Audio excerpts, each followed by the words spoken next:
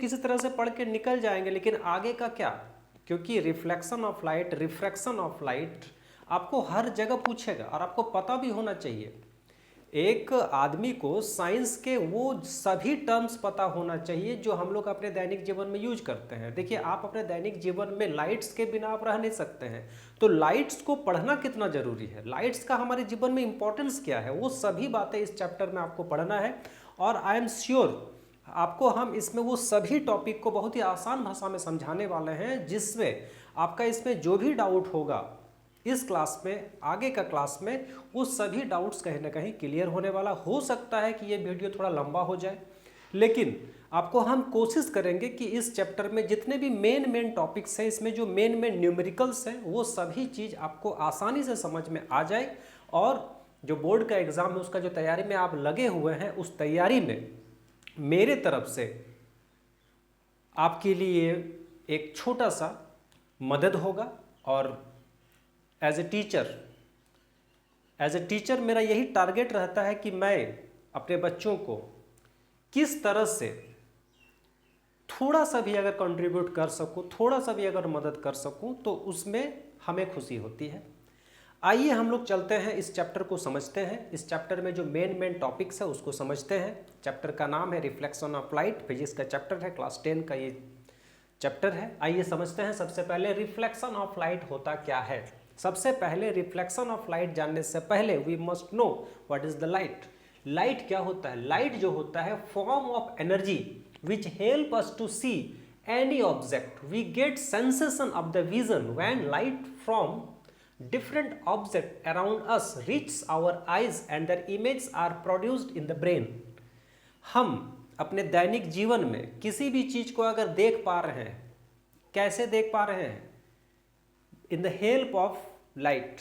अगर मान लीजिए आपके पास आईज है, आपके पास ब्रेन है, बट अगर लाइट नहीं है, is it possible to see any object? No, you can't see any object if the light is absent there. तो कहने का मतलब यह है कि लाइट कितना इंपॉर्टेंट है हमारे जीवन में, कि अगर हम किसी भी चीज को देख पा रहे हैं तो सिर्फ मेरे आंखों का ही ये कमाल नहीं है। कमाल क्या है? लाइट का है। अब ये कोई भी चीज दिखता कैसे है? जब किसी भी ऑब्जेक्ट में लाइट पड़ता है, तो लाइट जैसे ही पड़ता है, वो जो लाइट उस ऑब्जेक्ट में पड़ता है उसको क्या बोलते हैं? इंसिडेंट रे बोलते हैं। और वो रे रिफ्लेक्ट होकर हमारे आईज में आता है, और फिर वो इमेज जो है, आई जिस चीज को देखा, जिस ऑब्जेक्ट को देखा, उसका एक इमेज भेजता है ब्रेन में। ब्रेन उसको क्या करता है? ब्रेन उसको आइडेंटिफाई करता है, और वो चीज, जो चीज हम देखें उसका एक इमेज बनता है, और वो इमेज ब्रेन में जाकर उसको समझता है कि ये चीज़ क्या है, और फिर हम उसको बता सकते हैं कि ये चीज़ है। अब ऐसे मान लीजिए कि आपके पास लाइट भी है, आपके पास आइज भी है, अगर आपका ब्रेन सही से काम नहीं कर पा रहा है तो you are not able to recognise the object what you are seeing. अगर मान लीजिए कोई ऐसा आदमी आपके सामने आ जाए जिसको आप कभी नहीं देखे हैं, बट आप देख रहे हैं कि हाँ ये आदमी है, लेकिन एक ऐसा आदमी आपके पास आ जाए जिसको आप जानते हैं, पहचानते हैं, तो आप इजीली बोल सकते हैं कि this is Mohan, this is Ram, this is XYZ जो भी है। तो ये सारा जो खेल है ये किससे हो रहा है? Light, eyes and brain. अब आगे हम समझते हैं ब्रेन और आइज का जो है वो तो हम लोग आगे पढ़ेंगे, आगे समझेंगे। फिजिक्स में आइज के बारे में भी आपको पढ़ना है कि किस तरह से चीज़ों को हम देख पाते हैं और उसको हम लोग रिकॉग्नाइज कर पाते हैं। वो आगे के चैप्टर में हम लोग इसका डिस्कस करेंगे। अभी हम लोग डिस्कस करने वाले हैं अबाउट द लाइट। लाइट के बारे में अगर हम बात करें तो सबसे पहले जो लाइट होता है, सोर्स ऑफ लाइट अगर हम देखें कि लाइट आता कहाँ से है, from where we get the lights. Lights के मेनली दो सोर्स होते हैं, एक होता है नेचुरल सोर्स, एक होता है मैन मेड सोर्स। दिन के समय पे अगर हम कोई भी चीज को देख पा रहे हैं तो ये क्या हो गया? Natural light. नेचुरल लाइट में सबसे बड़ा जो है वो है the sun. The sun is the main source of light. Sun is the natural source of light. इसके अलावा अगर हम बात करें मैन मेड लाइट्स का, तो मैन मेड लाइट्स में वो सभी चीज आ जाएगा जो हम लोग रात के समय पे यूज करते हैं। अब उसमें आपका लाइट्स में LED आएगा, ट्यूबलाइट आएगा, टॉर्च आएगा, व्हाटएवर जो भी आप यूज करते हैं इन योर होम, वो सब होता है मैन मेड लाइट्स। आगे हम लोग समझते हैं nature of light. Nature of light के बारे में दो महत्वपूर्ण थ्योरी दिया गया है, जो आपके एनसीईआरटी के बुक्स में भी इसको बहुत ही अच्छे से डिटेल्स में बताया गया है। सबसे पहले आपको समझना है कि जो नेचर ऑफ लाइट है उसमें दो थ्योरी क्या क्या है और ये दो थ्योरी को देने वाले कौन कौन से लोग हैं। इसमें आपको इतना ही समझना है क्योंकि इससे बहुत ज़्यादा सवाल बनता नहीं है, लेकिन आपको जानना जरूरी है कि कौन कौन से थ्योरी जनरली लाइट के बारे में बुक्स में दिए गए हैं। सबसे पहला जो थ्योरी है वो है वेब थ्योरी, और दूसरा जो थ्योरी वो है पार्टिकल थ्योरी, जिसको हम लोग क्वांटम थ्योरी भी बोलते हैं। वेब थ्योरी क्या होता है? वेब थ्योरी को देने वाले जो है हाइगन्स जो है वो 1678 में हाइगन्स ने एक थ्योरी दिया, जिस थ्योरी में ये कहा गया कि जो लाइट है उस लाइट्स में इलेक्ट्रोमैग्नेटिक वेव्स होता है, जो आगे जाके मैक्सवेल उसको और ज़्यादा मॉडिफाइड करके उनके अनुसार बताया गया कि जो लाइट होता है उसमें इलेक्ट्रोमैग्नेटिक वेव्स होता है which do not require any material medium. और उन्होंने कहा कि लाइट को ट्रेवल करने के लिए किसी भी मीडियम का आवश्यकता नहीं होता है। मटेरियल इन द सेंस, ना उसको सॉलिड की आवश्यकता होती है, ना लिक्विड की आवश्यकता होती है, और ना ही किसी गैस की आवश्यकता होती है उसको ट्रेवल करने में। अब आप देखिए, किसी भी जैसे कि साउंड अगर ट्रेवल करती है तो उसके लिए एक मीडियम चाहिए, और वो मीडियम क्या होता है? वो मीडियम होता है air. Without air sound can't travel. जैसे मान लीजिए एक रूम है, उस रूम में अगर हम आपसे बात कर रहे हैं, हम आपसे बात करें, यू आर लिसनिंग, आपको सुनाई दे रहा है, दैट मीन्स वहाँ पर हवा है। अगर उस हवा को ब्लॉक कर दिया जाए तो हम आपको बोलेंगे but you are not able to listen, आपको सुनाई नहीं देगा। इससे क्या पता चल रहा है? इससे पता ये चल रहा है कि साउंड जो ट्रेवल्स करता है, साउंड को ट्रेवल्स करने के लिए एक मीडियम की आवश्यकता होती है, और वो मीडियम होता है एयर। बट लाइट को ट्रेवल करने के लिए किसी भी मीडियम का आवश्यकता नहीं होता है। ये किसने प्रूव किया? ये प्रूव किया मैक्सवेल साहब ने। आपको ये जान लेना है। और लाइट में propagate through vacuum with highest velocity. आपको ये भी याद रखना है कि जो लाइट है वो सबसे ज़्यादा स्पीड यहाँ पर हम नहीं बोलेंगे, क्योंकि लाइट का एक डिस्टेंस होता है, लाइट का एक डायरेक्शन होता है। जब कोई भी चीज़ किसी एक फिक्स डायरेक्शन पे ट्रेवल करे तो उसको हम लोग नापते हैं, उसको हम लोग बोलते हैं, उसको हम लोग वेलोसिटी से मापते हैं। लेकिन अगर मान लो कोई भी चीज़ किसी भी दिशा में जा रहा है, बस एक स्पीड है, तो वो स्पीड जो है वो उसका बस डिस्टेंस को मापा जाता है। लेकिन जब कोई चीज़ एक विशेष दिशा में जाए तो उसको हम लोग वेलोसिटी में मापते हैं। तो लाइट का जो वेलोसिटी है वो सबसे ज़्यादा हाईएस्ट वेलोसिटी किस में है? तो वो है वैक्यूम में। वैक्यूम में लाइट का जो स्पीड है वो क्या है? 3 × 10⁸ मीटर सेकेंड। लाइट का जो ऐसा यूनिट है वो क्या है? ऐसा यूनिट मीटर सेकेंड होता है, मीटर सेकेंड होता है। और ये इसका जो स्पीड है 3 × 10⁸। मतलब आप इसको अंदाजा लगा सकते हैं कि लाइट का क्या स्पीड है। लाइट का स्पीड सबसे ज़्यादा है। आगे हम बात करें, ये जो थ्योरी है वो वेब थ्योरी है, जो 1678 में हाइगन्स द्वारा दिया गया, बाद में उसको मैक्सवेल के द्वारा मॉडिफाइड किया गया। उनके अनुसार लाइट में क्या होता है? इलेक्ट्रोमैग्नेटिक वेव्स होता है, जो कि बाद में एक और साहब आते हैं और उनका नाम क्या है? आइंस्टीन। और उसके पहले न्यूटन भी इसी के बारे में बात कर चुके थे। उनका कहना है कि जो लाइट है वो पार्टिकल थ्योरी होता है, पार्टिकल थ्योरी में काम करता है। उनको बाद में मॉडर्न फिजिक्स में क्वांटम कहा गया है। इनके अनुसार है कि आइंस्टीन के द्वारा प्रपोज्ड किया गया कि light consist of particles called photons. Light में कुछ पार्टिकल्स होते हैं और उन पार्टिकल्स को फोटॉन्स कहा जाता है, विच ट्रेवल्स इन स्ट्रेट लाइन। उनके अनुसार क्या कहा गया कि लाइट जो होता है उसमें कुछ पार्टिकल्स होता है और उन पार्टिकल्स को उन्होंने फोटॉन्स कहा। और फोटॉन्स जो है वो एक स्ट्रेट लाइन में गमन करती है, स्ट्रेट लाइन में ट्रेवल्स करती है। अब with very high velocity of vacuum, उनके अनुसार भी कहा गया कि लाइट का जो वेलोसिटी है वो क्या है? लाइट का जो वेलोसिटी है वो सबसे हाईएस्ट है। और उनके अनुसार भी सेम बोला गया, 3 × 10⁸ मीटर सेकेंड -1 + 1 जो भी है। Photon is the bundle of light. Photon क्या है?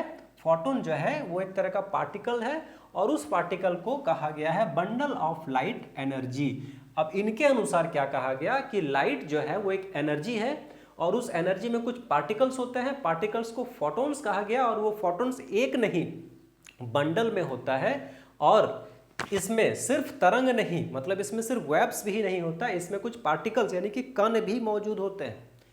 अब आपको समझ में आ रहा है कि ये जो दो थ्योरी बताया गया है, ये दो थ्योरी किस तरह से पूछा जा सकता है। जितने भी इसमें सवाल में भी बन सकते हैं वो आपको मैंने बता दिया। इसमें जनरली पूछा जा सकता है कि वेव थ्योरी को किसने दिया, किसने मॉडिफाइड किया, पार्टिकल थ्योरी को किसने दिया, इसका स्पीड क्या है, वेलोसिटी क्या है, वैक्यूम में इसका वेलोसिटी क्या है, इस तरह से सवाल बन सकते हैं। आई होप आपको इसमें जो भी सवाल बन सकते हैं you are able to give the answer. आगे हम लोग बात करते हैं some characteristics of the light. Light का कुछ विशेषता है, कुछ गुण है, कुछ स्पेशल उसके व्यवस्थाएं हैं। क्या है? सबसे पहला अगर हम बात करें कि लाइट जो है उसका सबसे मेन जो कैरेक्टरिस्टिक है वो है light travels in the straight line. Light जो है वो हमेशा एक स्ट्रेट लाइन पे ट्रेवल करती है, कभी ऐसा नहीं होगा कि लाइट ऐसे ऐसे ऐसे ऐसे नहीं जाएगा, वो एक स्ट्रेट लाइन पे ही ट्रेवल करती है। The first characteristic of the light. दूसरा कैरेक्टरिस्टिक क्या है? Light pass from one medium to another. Light जो है वो एक मीडियम से दूसरे मीडियम में पास कर सकती है। फॉर एग्जाम्पल, आप एक कांच का गिलास ले लो, उसके अंदर थोड़ा सा पानी डाल दो। अब आप उस कांच के गिलास में अगर लाइट फोकस कीजिएगा तो लाइट क्या होगा कि इस मीडियम से, मतलब वो लाइट जो है वो पहले तो कांच में जाएगी, कांच से वो अंदर जाएगी, फिर वो पानी में जाएगा, फिर पानी से वो बाहर निकल जाएगा। दैट मीन्स कि जो लाइट है वो सभी मीडियम से पास हो जाता है। Frequency of light does not change. Frequency of light, light का जो एक फ्रीक्वेंसी होता है वो फ्रीक्वेंसी जो हम लोग साउंड में पढ़ते हैं, साउंड का एक फ्रीक्वेंसी होता है, बट लाइट में कोई ऐसा फ्रीक्वेंसी जो है चेंज नहीं होता, एक ही फ्रीक्वेंसी में वो हमेशा ट्रेवल्स करती है। Speed of light is same in vacuum. अगर हम बात करें वैक्यूम में, तो वैक्यूम में जो स्पीड होता है लाइट का वो सेम होता है, यूनिफॉर्म होता है। बट वेव लेंथ अगर बात करें, वेव लेंथ में लाइट का जो स्पीड है वो डिफरेंट हो जाता है, डिफरेंट मीडियम में डिफरेंट हो जाता है। ये मेन आपको कैरेक्टरिस्टिक ऑफ लाइट जानना है, समझना है। आगे अगर हम बात करें, कुछ ऐसे टर्म्स आएंगे जिन टर्म्स को आपको जानना है। एक टर्म आया है optical medium. What is the optical medium? Optical medium means light travels without much loss in its intensity is known as optical medium। ऐसा मीडियम, ऐसा साधन जिस साधन से लाइट जब क्रॉस करेगी, ट्रेवल्स करेगी, तो उसका जो इंटेंसिटी है उस इंटेंसिटी में कोई ज़्यादा बदलाव नहीं आएगा। मच लॉस, बहुत ज़्यादा लॉस नहीं होगा। ऐसे साधन को, ऐसे मीडियम को ऑप्टिकल मीडियम कहा जाता है। एग्जाम्पल में एयर, वाटर और ग्लास। अगर आप लाइट को एयर से पास करवाओ, अगर आप लाइट को वाटर से पास कराओ या फिर किसी ग्लास से पास कराओ, तो लाइट में जो है, लाइट में कोई परिवर्तन नहीं होगा। जितना लाइट जाना है उतना ही लाइट वो जाएगा, मतलब ऑब्स्टिकल नहीं होगा। तो ऐसे मीडियम को ऑप्टिकल मीडियम कहा जाता है। ऑप्टिकल मीडियम को दो भाग में बांटा गया है, एक होता है होमोजीनियस, एक होता है heterogeneous. What is the difference between homogeneous and heterogeneous? आइए समझते हैं। होमोजीनियस का मतलब होता है medium whose property are identical at all points. मतलब जब लाइट को हम ट्रेवल्स करवाते हैं तो लाइट सभी बिंदुओं पर, सभी पॉइंट्स पर एक जैसा रहेगा, कोई बदलाव नहीं होगा, तो उसे हम क्या बोलेंगे? होमोजीनियस। लेकिन अगर हेट्रोजीनियस का बात करें तो medium whose properties differ at the different point. Light जब ट्रेवल्स कर रही है एक पॉइंट से दूसरे पॉइंट, दूसरे पॉइंट से तीसरे पॉइंट, तीसरे पॉइंट से चौथे पॉइंट, जैसे वो पॉइंट्स में जा रही है उसके पॉइंट्स में कुछ कुछ डिफरेंस आएगा।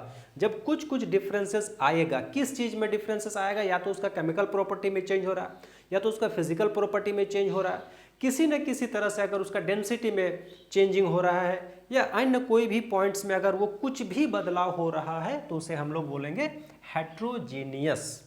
ठीक है, यहाँ तक आपको समझ में आ गया। आगे क्या है? एक टर्म आया है आइसोट्रॉपिक। आइसोट्रॉपिक का मतलब क्या होता है, if the velocity of light in a medium is same in all direction is called isotropic. जब हम लाइट्स को किसी एक मीडियम से ट्रेवल करवा रहे हैं तो ट्रेवल के दौरान जिस डायरेक्शन में वो जाएगा, लाइट जिस डायरेक्शन में वो जाएगा वो क्या होगा, वेलोसिटी जो है वो सेम रहेगा, बदलाव नहीं होगा, उसे ही को हम लोग आइसोट्रॉपिक कहते हैं। इसका एग्जांपल आपका वाटर और ग्लास है। जब हम वाटर और ग्लास से लाइट को ट्रेवल्स करवाते हैं तो इसका जो वेलोसिटी है, लाइट का जो वेलोसिटी है वो हर सभी डायरेक्शन में सेम जाएगा, कोई बदलाव नहीं होगा। आगे हम लोग समझते हैं एनिसोट्रॉपिक। एनिसोट्रॉपिक क्या होता है, if the velocity of light different in different direction, अगर लाइट का वेलोसिटी अलग अलग डायरेक्शन में अलग अलग हो जाए, डिफरेंस हो जाए, एग्जाम्पल में क्वार्ट्ज है, तो उसे हम लोग एनिसोट्रॉपिक कहते हैं। आगे 3 टर्म आपको जानना है, transparent, translucent and opaque object.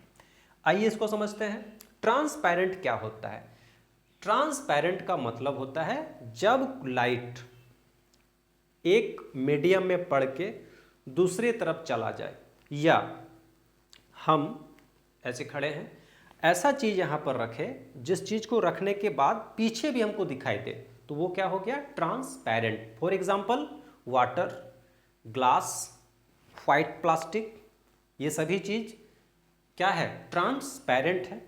Translucent क्या होता है, ट्रांसलूसेंट होता है कि जिस चीज के द्वारा हम आर पार देख तो सकते हैं बट उतना नहीं देख सकते हैं जितना ट्रांसपेरेंट ऑब्जेक्ट में देख सके। उसमें क्या होता है कि जो हमारा विजिबिलिटी है वो कम हो जाए, उसे हम लोग ट्रांसलूसेंट कहते हैं। और ओपेक का मतलब क्या होता है कि ऐसे ऑब्जेक्ट जिसमें आर पार बिल्कुल भी ना दिखे, जैसे कि मान लीजिए वुड, ठीक है, वुड हो गया, कोई भी एक सीट हो गया, लोहे का सीट बात करें, स्टोन का बात कीजिए, ऐसे मोटा सा कपड़ा का बात करें, तो ये सब हो गया ओपेक।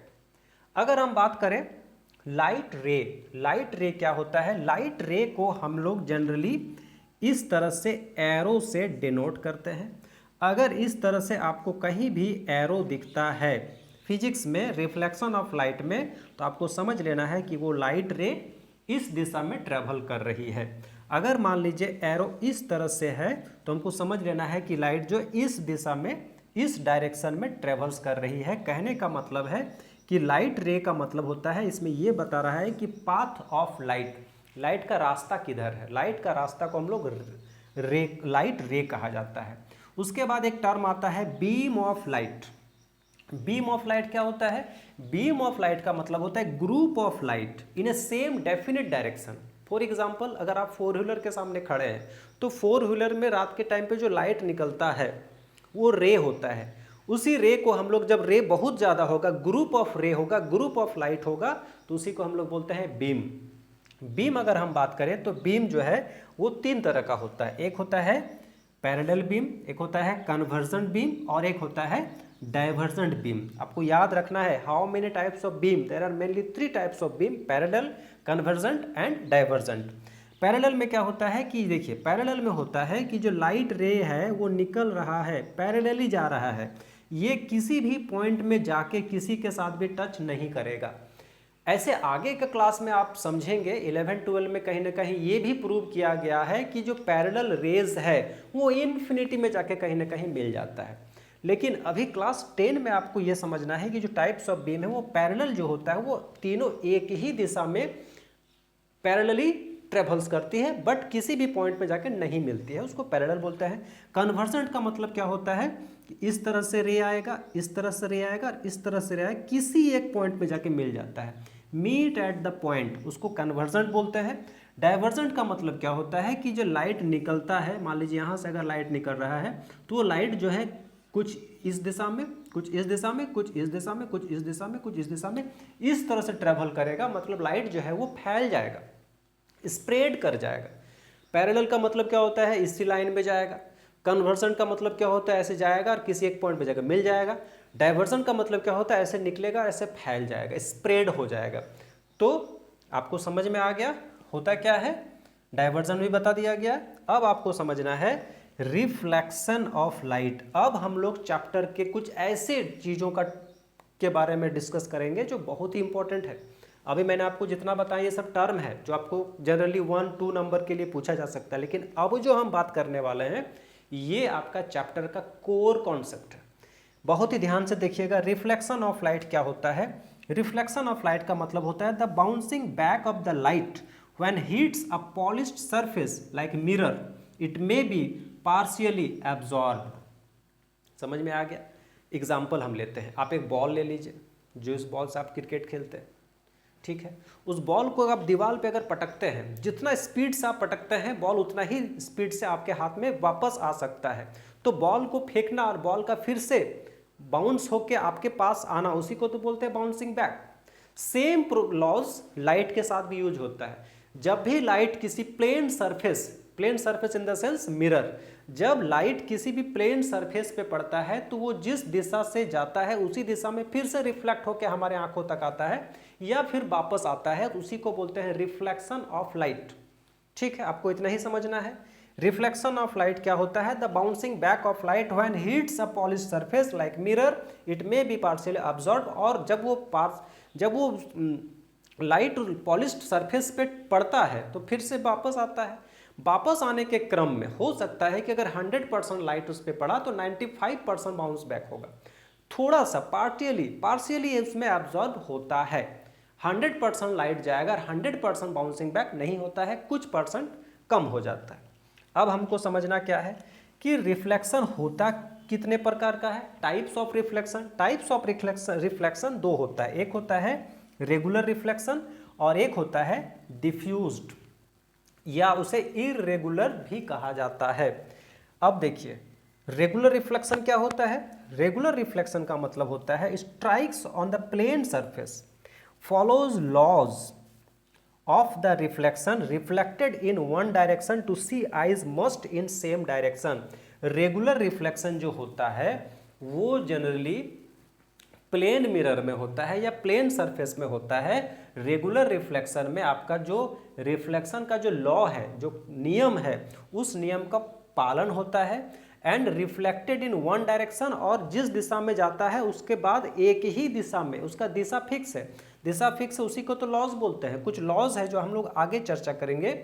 और जैसे मान लीजिए ये आप देख रहे हैं, ये जो है मिरर है, इस मिरर में इधर से रेज पड़ रहा है, ये आपको एरो दिख रहा है, लाइट इधर से आ रहा है और जिस दिशा में आ रहा है उसी दिशा में उतना ही, मतलब उसी एंगल में वो कट के बाउंस बैक हो रहा है। तो इसे क्या कहते हैं? इसे कहते हैं रेगुलर रिफ्लेक्शन। ठीक है, अब आगे देखिए डिफ्यूज्ड और इर्रेगुलर क्या होता है। डिफ्यूज्ड और इर्रेगुलर का मतलब होता है कि light strikes on rough surface. जब लाइट किसी रफ सरफेस पे स्ट्राइक करता है तो क्या होता है? Light reflects in many direction. मतलब ऐसे किसी भी प्लेन पे अगर लाइट पड़ रहा है तो पड़ने के बाद, इस तरह से पड़ने के बाद इस दिशा में जाना, उसको हम लोग बोलते हैं रेगुलर रिफ्लेक्ट। लेकिन जब लाइट ऐसे पड़ा सीधा चला गया, लाइट पड़ा ऐसे चला गया, लाइट पड़ा इस तरह से चला गया, मतलब उसमें डायरेक्शन फिक्स नहीं रहेगा। अगर डायरेक्शन फिक्स है तो वो रेगुलर रिफ्लेक्शन है, और अगर डायरेक्शन फिक्स नहीं है तो वो डिफ्यूज्ड है। सिंपल है। इसमें होता क्या है कि देखिए इस तरह से एक रे इधर आया, ये इधर चला गया, ये रे आया, ये रे ऊपर चला गया, ये रे आया ऐसे चला गया। तो इस तरह से जब इसमें डायरेक्शन फिक्स नहीं है, बहुत सारे डायरेक्शन है, तो उसको हम लोग बोलते हैं डिफ्यूज्ड। और जब एक ही डायरेक्शन फिक्स है, जो रे आ रहा है सेम जो है, आगे हम लोग बात करेंगे कि क्या लॉज होता है। ये आपका इंसिडेंट रे होता है, बाउंस बैक होकर जाए उसको रिफ्लेक्टेड रे बोलते हैं। बीच में एक परपेंडिकुलर पड़ता है जिसको हम लोग नॉर्मल बोलते हैं। तो रिफ्लेक्टेड रे और इंसिडेंट रे के बीच में जो परपेंडिकुलर होता है, दोनों के बीच में सेम एंगल बनता है। ये आपका रेगुलर रिफ्लेक्शन बताता है, ये आपको लॉज फॉलो करता है। बट डिफ्यूज में नो लॉज फॉलोड। आगे हम लोग बात करेंगे reflection on a plane mirror. Plane mirror में रिफ्लेक्शन कैसे होता है, इसमें कौन सा लॉ दिया जाता है, इसको बहुत ही अच्छा से आप समझिए। ये जो है इस फिगर में आपको हम समझाने का कोशिश करेंगे कि reflection on a plane mirror होता क्या है, इसमें लॉज क्या है। देखिए ये आपका एक प्लेन मिरर है जिसको हम लोग एम से डिनोट करते हैं। ये इसका सेंटर पॉइंट है ओ, ठीक है। पी से ओ जो रे पड़ रहा है, ये लाइट ऐसे आ रहा है, देखिए यहाँ पर एरो किया हुआ है, एरो इधर है, इसका मतलब लाइट इधर आ रहा है। पी से ओ जो है इसको हम लोग बोलते हैं इंसिडेंट रे, लाइट इस सतह पे पड़ रहा है और जैसे ही इस सतह पे पड़ा ये फिर बाउंस बैक होके ऊपर चला गया। ओ और क्यू ये जो रे है इसको हम लोग बोलते हैं रिफ्लेक्टेड रे, ठीक है। अब बीच में जो एक लाइन ऐसे है उसको हम क्या बोलते हैं, बीच में एकदम बीचों बीच इन द सेंटर पॉइंट में एक और लाइन होता है परपेंडिकुलर, जिसको हम लोग नॉर्मल लाइन बोलते हैं।